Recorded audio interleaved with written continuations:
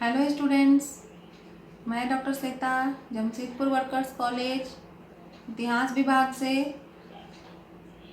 आज मैं सेमेस्टर 3 का जो आपका जनरल प्रोग्राम का पेपर है उसके बारे में कुछ चर्चा करूँगी। आपको पता है कि आपका जो जनरल प्रोग्राम का पेपर है वह मुग़ल काल से संबंधित है और मुग़ल काल के चित्रकला के बारे में ही आज मैं चर्चा करूँगी। आपका क्वेश्चन है, मुग़ल चित्रकला के उद्भव और विकास की विवेचना करें। तो चलिए आज हम इस पर चर्चा करते हैं।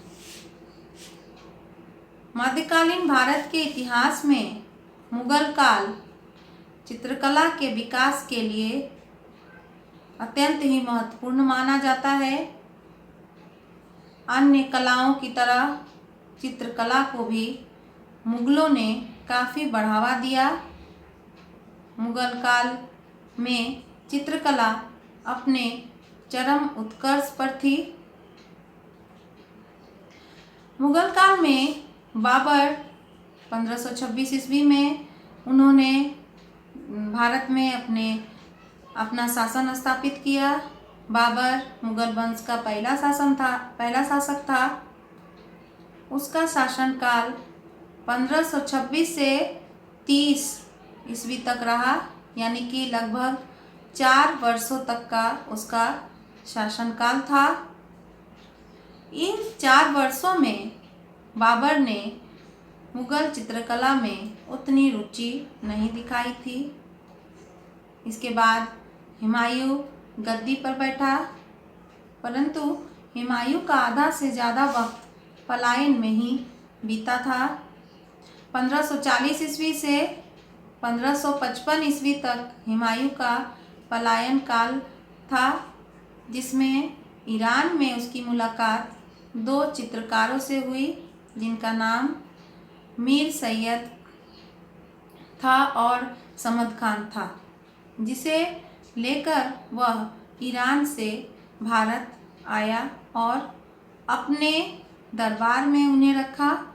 और इसके बाद अकबर ने भी इन चित्रकारों को अपने दरबार में जगह दी। मुग़लकालीन चित्रकलाओं का संग्रह दास्तान-ए-आमिर हमजनामा में दास्तान-ए-आमिर हमजा में है, जिसमें 1200 चित्रों को संग्रहित किया गया है। अब हुमायूं के बाद हम अकबर के काल में आते हैं। अकबर के शासनकाल में चित्रकला का विकास होना शुरू हो गया था और चित्रकला अपने विकसित रूप में थी। अकबर के दरबार में 17 चित्रकार थे। उन 17 चित्रकारों में 13 चित्रकार हिंदू थे, जिनमें प्रमुख थे दसवंत, बसावन, मंसूर और मुरली इत्यादि चित्रकार थे। इनमें दसवंत जाति का कहार था, परंतु वह एक योग्य और बहुत ही कुशल चित्रकार था। अकबर के काल में ईरानी भारतीय शैली का विकास हुआ। अकबर के काल की चित्रकला की प्रमुख विशेषता थी प्रकृतिवाद और लय। भारत में पहने जाने वाले वस्त्रों का चित्रण, पशु, फूल, पत्तियों इत्यादि का जो अद्भुत चित्रण अकबर के काल में चित्रकारों ने किया, वह बेमिसाल है। अकबर ईरानी और भारतीय शैली को उसने चित्रकला के रूप में विकसित किया, परंतु यह ईरानी और भारतीय शैली होते हुए भी इसमें अपनी एक मौलिकता थी, यानी कि इसमें इन चित्रों में क्रियाशीलता और गति थी। इसके कारण ये चित्र बहुत ही सजीव दिखते थे। ये न तो पूर्व भारतीय मुगल शासकों के समय यूज की गई थी और न ही ईरान में इस पद्धति का प्रचलन था। इस चित्रकला की जो मौलिकता थी वह पहले कहीं भी इस्तेमाल नहीं हुई थी। अकबर के दरबार में जो चित्रकार थे और उनके चित्र जो उन्होंने बनाए थे उसके बारे में जानकारी हमें तूतीनामा, अकबरनामा, बाबरनामा, हमजा नामा, रजनामा इत्यादि में मिलती है।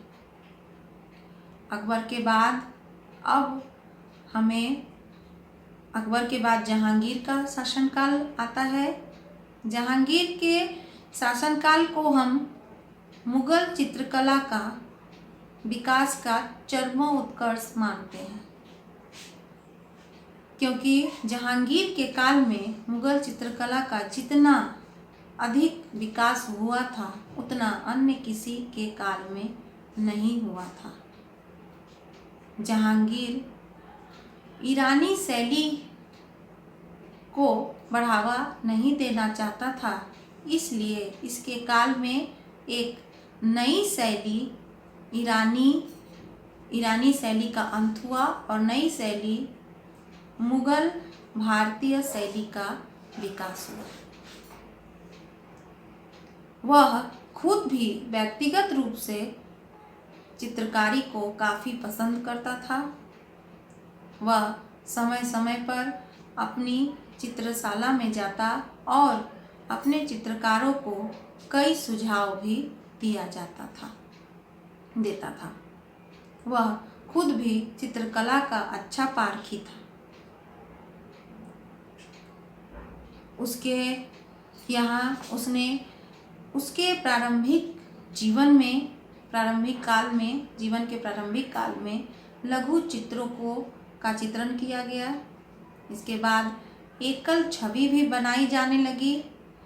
वहाँ छवि चित्रण भी किया जाने लगा।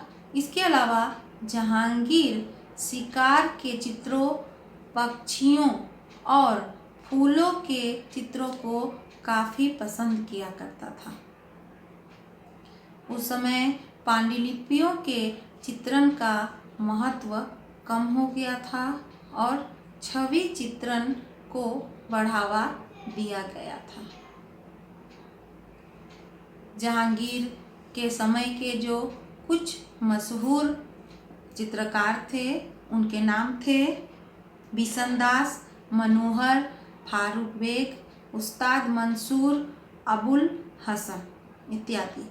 इनमें से उस्ताद मंसूर को उसने नादिर उल अस की उपाधि दी थी और अबुल फजल को उसने नादिर उल जमा की उपाधि दी थी। इसके बाद शाहजहां का काल आता है। मुगल काल में शाहजहां के काल को स्थापत्य कला के स्वर्ण युग के रूप में जाना जाता है, जिससे यह बात स्पष्ट हो जाती है कि शाहजहां ने मुगल काल में चित्रकला में उतनी रुचि नहीं दिखाई थी। शाहजहां के काल के शुरुआती समय में शाहजहां ने चित्रकला में काफ़ी रुचि दिखाई, परंतु बाद में वह स्थापत्य कला की योजना बनाने में व्यस्त हो गया और उसने उस ओर अपना ध्यान ज़्यादा दिया। एक तरह से हम कहें तो मुगल चित्रकला का पतन होना शुरू हो गया था। मुगल चित्रकला में शाहजहां के समय रंगों में एक चमक आ गई थी और चित्रों को अलंकृत करने के लिए सोने का व्यवहार होने लगा था। लघु चित्र अभी भी बनाए जाते थे। छवि चित्रों का भी चित्रण किया जाता था। इसके अलावा पांडुलिपियों का भी चित्रण किया जाता था, परंतु अब महिलाओं के भी, शाहजहां के काल में महिलाओं के चित्र भी बनाए जाते थे।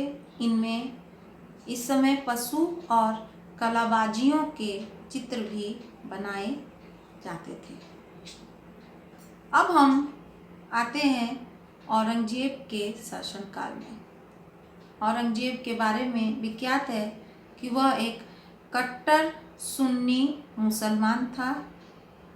चित्रकला में उसकी कोई रुचि नहीं थी और चित्रकला का पतन तो होना शुरू हो ही चुका था और औरंगजेब के शासनकाल में यह पूरी तरह से लगभग खत्म होने पर आ गया था। चित्रकारों को अपना जीवन यापन करने में बहुत दिक्कत आने लगी। मुगल दरबार से उन्हें निकाल दिया गया। वे वहां से राजस्थान या कई पर्वतीय क्षेत्रों में चले गए। वे बाजारों में जाते और वहाँ के लोगों की रुचि के अनुसार उनके चित्रों को बनाते और उन्हें बेच देते थे, जिससे उन्हें कुछ उनके चित्रों का मूल्य मिल जाता था।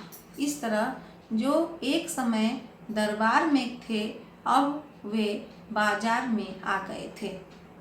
मुगल चित्रकार सूक्ष्म रूपांकन, अलंकारिक चित्रांकन, उत्कृष्ट बारीक रेखांकन और परिधानों पर सुनहले रंग के प्रयोग करने के लिए प्रसिद्ध थे, परंतु अब इनका पतन होना शुरू हो गया था।